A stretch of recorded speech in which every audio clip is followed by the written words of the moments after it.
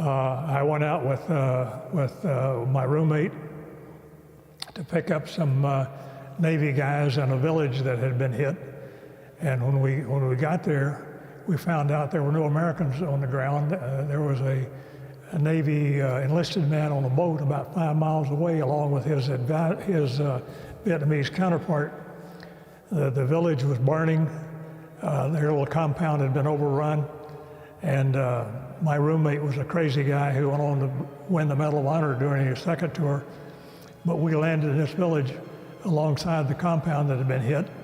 And we started taking tracer fire from 2 different directions. And I looked over at Pat Brady was his name, and he used to chew tobacco all the time, have a big thing sticking out, spitting out the window, not paying any attention to what was going on. So I learned then that it's best to just sit there and be calm and let the bullets go by you.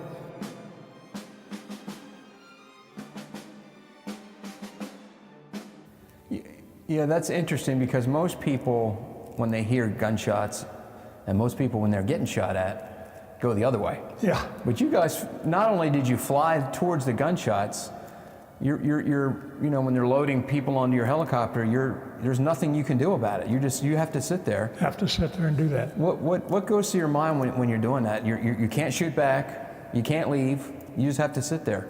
Do you say a prayer like, please get me home, Lord? I guess we did.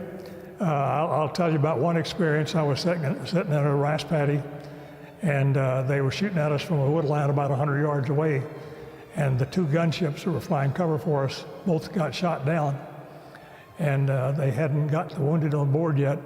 And you could see behind me, you can see a fire extinguisher behind me was bolted to the side of my seat here.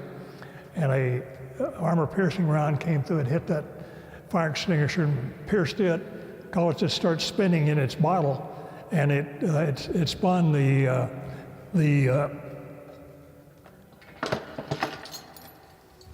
this thing was bolted to the side of my seat, and you see the hole that's punched in it here. It caused this thing to start spinning, and the handle and the spray assembly caught against the side of my seat, and they fell off on the floor, and my side of the helicopter just completely filled up with smoke. And I thought we were on fire. So I turned to my co-pilot, I said, Ray, we're on fire. And he said, yeah, man, we're on fire. So I reached to get the fire extinguisher handle, and all I came up with was just this part of it, because it had spun off. And what the smoke was the propellant coming out of this thing. I couldn't even see out the window. And that's the actual extinguisher that was... That's the actual extinguisher there, yeah. Wow. But we finally, and the bullet went through, and I don't know how it missed my bottom. It went through the bottom of my seat and out the other door and hit my crew chief in the arm. And I didn't know he'd been hit until we took off, and we took, I don't know, 30 hits or so during that time frame, because they were shooting from 100 yards away. And I heard some noise in the back there, and I was trying to talk to the 2 gunships that had been shot down, and I found out they were okay.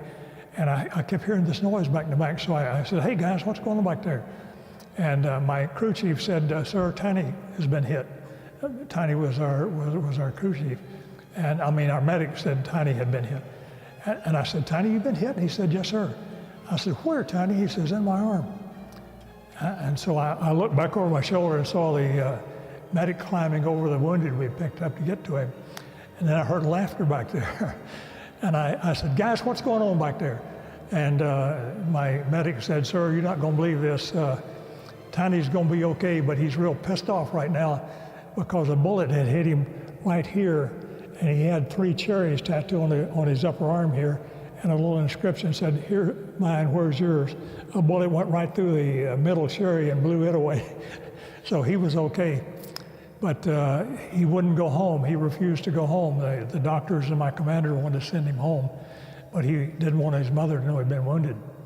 And a month before he was supposed to go home. This occurred 3 months before he was to go home. A month before he was going home, he begged the commander to let him start flying again. And unfortunately, jumped off the helicopter to help a captain who'd been hit, and both of them were blown away. Both of them were killed on April Fool's Day of 1965. So you go back to Vietnam for your second tour. Is that by choice, or were you told you're going to Vietnam? No, it wasn't by choice for sure, because I only spent 2 out of what was supposed to be 3 years in Japan. Yeah. But the build-up in build-up in Vietnam had begun, and we were at our peak, I think 578,000 or something at the time. And I went back to command a unit that was supporting the 25th U.S. Infantry Division, a place called Cu Chi, about 35 miles north of Saigon. This is 1968? 68, 69, yeah. Okay, so the war in Vietnam is full bore. We've got hundreds of thousands of troops there. Yeah. What is the immediate thing that you notice that's different on the second tour? Well, the late in our first tour, the North Vietnamese began to send North Vietnamese soldiers down, and they were highly trained, very competent soldiers. My second tour, it was mostly North Vietnamese, and they fought in much larger units. Rather than fighting at platoon or company level as they did during my first tour, they'd fight at regiment or division level, in fact. And so they were very tough. They had good weapons and lots of rockets and mortars. And so it was just a different war. Yeah. Were the tactics that your unit deployed, the medical helicopters, were the tactics any different, or were they pretty much the same? You did the same? We'd go to a battle site, and the guys on the ground, as I said earlier, tried their best to protect us if they could, set up perimeters and fire back and that sort of thing. And we had wounded and dead on the ground, so we landed. And we got shot up a lot more than we did my first tour, a lot more. Would you have known, so you probably knew, or I would think, had a feel for where the combat was happening every day? Oh, yeah. Where you would most likely be going? Yeah. So you got a briefing, okay, this is going to be a hot spot today, we should be prepared. Yeah. The 25th Division had 3 base camps with fire bases all in between. And we'd go to the nightly briefings and sometimes hear what they were about to do the next day, what areas they were going to try to surveil and that sort of thing. And of course we were monitoring the radios all the time so we could hear what was going on in some places. Right. How was the Huey to fly? Tell us about that aircraft. Great airplane. It had plenty of power. I think the most I've ever had, I had 26 people on it. Crew of 4 and the Vietnamese we picked up. And that old gal got off the ground and got us back to Saigon. I had to make a running landing because every time I tried to slow down, the nose would start tucking. So I had to make a running landing and skidded across the ground and dumped everybody off. But it had incredible power. It had fair speed. We could fly 120 miles an hour. So we could get to, particularly during my second tour, most of our pickups were within 20 minutes. So a unit on the ground get hit, have wounded, we'd be there. Yeah. And these are H models. Great airplane. Second tours in H models. Mm-hmm. Okay. So you've written a memoir, and the title of the memoir is pretty catchy, A Bullet Through the Helmet. Yeah. Why do you call it that, and tell us that story? It happened. That was probably one of the more dangerous days during my career. We got called out about noontime. They had a fellow wounded in the 2nd of the 12th Infantry Battalion, and who had sent 2 companies down a road to try to interdict a North Vietnamese unit that was headed for Saigon. And they had a couple of wounded. So I went out there and they couldn't secure the landing zone. And finally they called me and said, well, my medic tells me this guy's going to die unless you can pick him up. We'll do our best to suppress the enemy if you'll be willing to come in. I said, we're on the way. So we landed and started taking hits. 2 Viet Cong jumped up out of a foxhole or a spider hole about 100 yards from us and fired a rocket propelled grenade at us. It hit a tree limb in front of us and just broke our windshield. But we came out of there Then about 7 o'clock that night, we got called back again. Very, very dangerous. Got shot up again. And then at midnight, another mission for the same unit. And then at 4 o'clock in the morning, went out and these two companies had consolidated and were about to get overrun. They were under heavy attack. So the battalion commander was flying in a command and control helicopter, and initially I asked him to shut off the light, shut off the flares that were being dropped so I could land, and at first he refused. And by that time I was a brash young major on my second tour, so I said, you don't want me to get shot down landing or taking off, turn out the flares and let me land, and then I'll call you, I'm on the ground, and you can start the flares again. So he finally consented, and I turned all the lights off on the helicopter we went in, and I turned on my landing light when I got down to the bottom, and I could see a small clearing in the jungle, and I could see wounded laying all along a road. So I landed kind of in the middle of where all the wounded were, and he started the flares again, and we started taking hits. I could hear rounds hitting the tail boom in the back of the helicopter. And we finally got loaded. We picked up 8 wounded, and we started up. I asked him to shut the flares down so I could take off, and he refused. He said his units were under heavy attack. We took off, and just as I cleared the top of the tree line, there were just sheets of tracers coming up, hitting the bottom of the helicopter. A round came up through the left side here by my knee and hit the collective lever and ricocheted off and split my left thumb open, and that hurt like a son of a gun. And then I heard a scream behind me, and the medic told me that one of our patients had been hit in the back and it killed him. Then something hit me. A round came through the windshield down here where the windshield bolts in the frame, hit my flight helmet right between my eyes, and came out behind my left ear here. And when it did, it brought a bunch of metal and plexiglass, went primarily into my left eye, cut my nose, and chipped out a place up here and chipped out a place back here. And I threw the stick. It hit me hard enough. My head flew back and I hit the back of the seat. And that hurt like a son of a gun. But I threw the stick, and my co-pilot said I jammed the right pedal all the way to the floor, and I pulled the collective lever all the way up. So we rolled over like this, and I looked down again, and I looked at the artificial horizon and on the dashboard, and I could see we're a descending right turn headed for the ground about 100 feet away. So I got the stick centered and centered the pedals and pulled in some power to start climbing again. And I told my co-pilot I'd been hit, and he took over and flew us back to Gucci. But I couldn't see out of my left eye, didn't know what had happened to me. All I knew was that something had hit me and I could feel something warm running down the left side of my face. And so for some reason I closed my left eye and I could still see the instrument panel clearly, but then when I switched and closed my right eye, I couldn't see, just a blur of lights. So that's what happened, all that metal and plexiglass. I had a piece of plexiglass about that long sticking right here in the corner of my eye. Yeah. And a bunch of small pieces that they dug out over the next 4 or 5 days. Yeah. So, and you didn't crash. Thank God we didn't. Yeah. Yeah. And you have a co-pilot. Does he have any control over the helicopter at this point? We always had both of us on the controls when we're landing or taking off in a combat situation. Yeah. But I had thrown the stick hard enough, I threw it out of his hands, and I jammed the pedal out of his foot, and I jerked the collective lever up.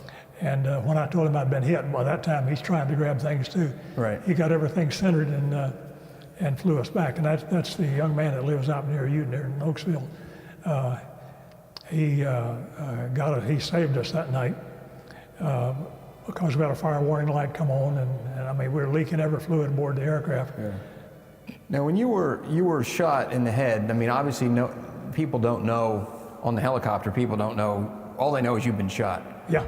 And there's a fear that you might be dead or unconscious and you would fall forward. Yeah. What would the ramifications of that be? Had you fallen forward? Oh yeah. We had a lever on the side of the seat that the guys in the back could trip and pull us back into the back. Okay. And when I told my co-pilot I'd been hit, my crew chief in the back, Rob, reached over and threw his arm around my neck like this and started pulling me back, and I knew he was reaching for that lever. And I kept yelling at him, "Turn me loose, Rob! Turn me loose! Turn me loose! I'm okay." And he finally turned me loose, and that's when I by that time I had gained some of my senses back again. Right. How long were you out of commission? I was in the hospital for 5 days. They were concerned that I'd been knocked unconscious, and if that were true, then my flying days would have been over.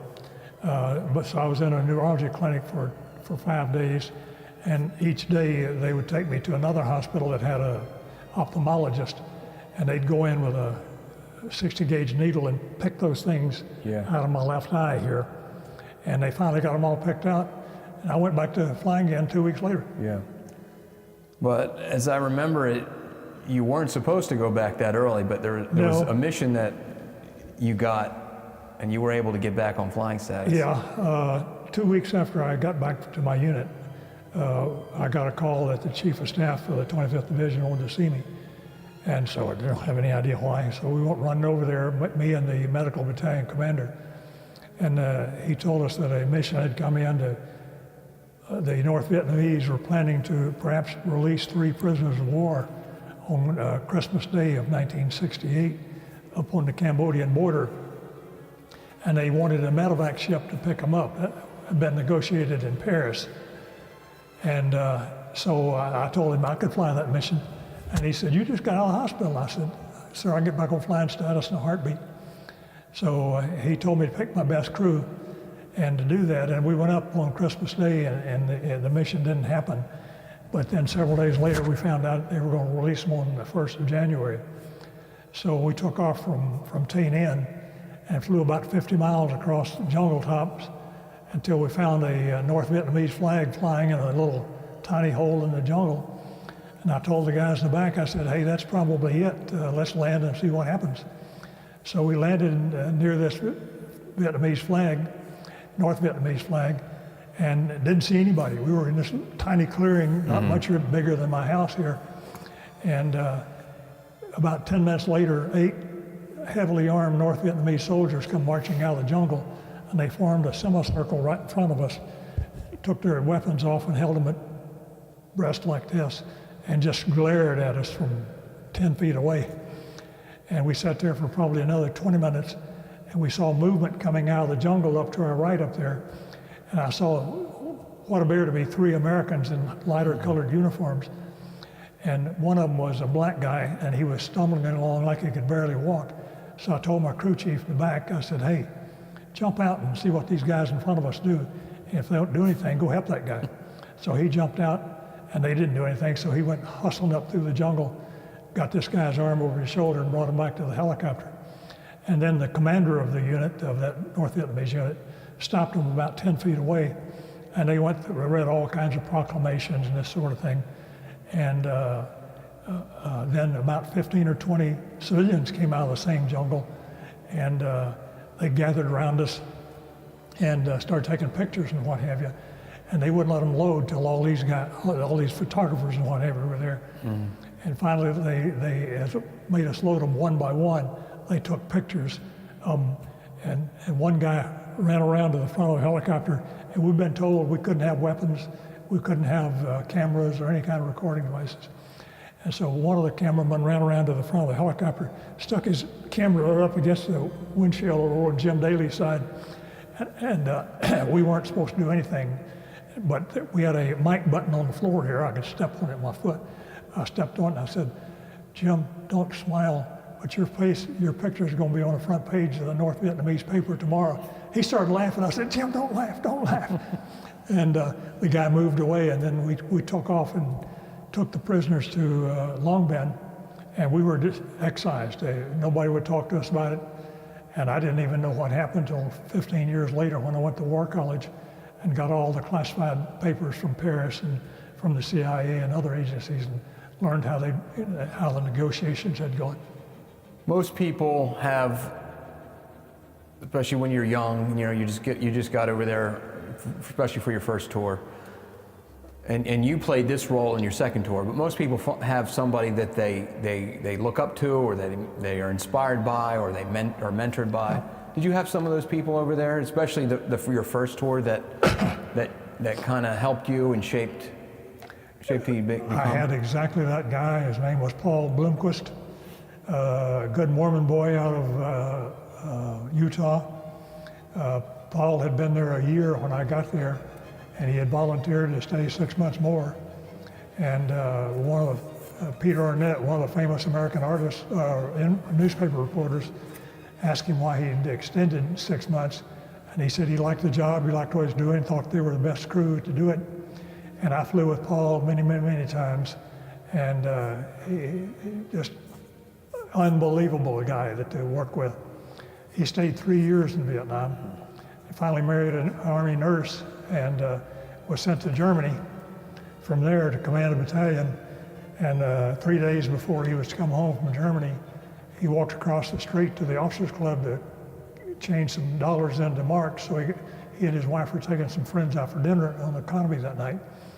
And he walked up the steps into the officers club, and a Red Army terrorist group was in Germany at that time called the Modern Meinhof Gang had placed some explosives inside some flower pots at the entrance to the officers club. And just as he walked past them, they exploded and killed him.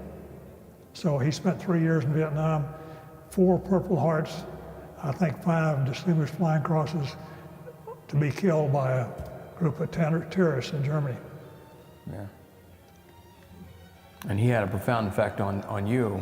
Oh yeah, yeah. He taught me a lot, taught me how to fly. Yeah.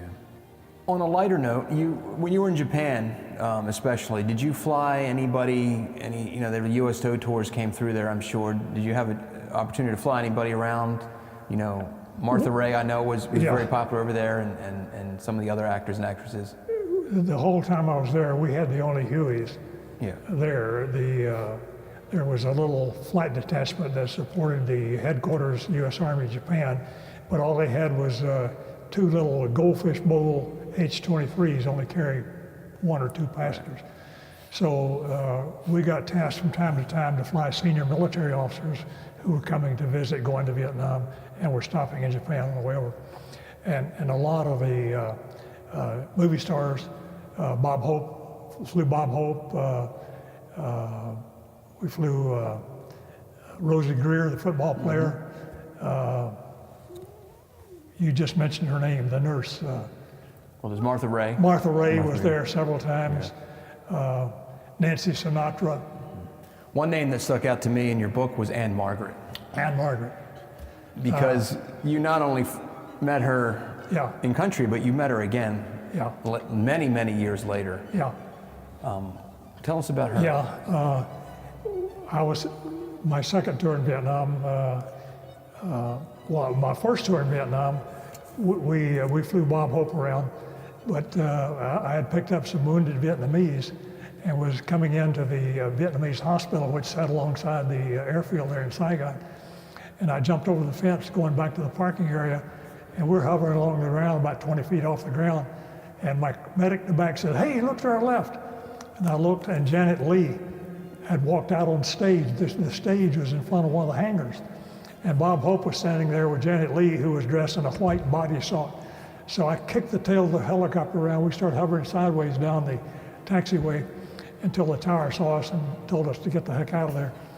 But my second tour, the same group was coming. And I had my officers in a meeting one night, and I said, "Guys, I don't want to see Bob Hope. I've seen him before.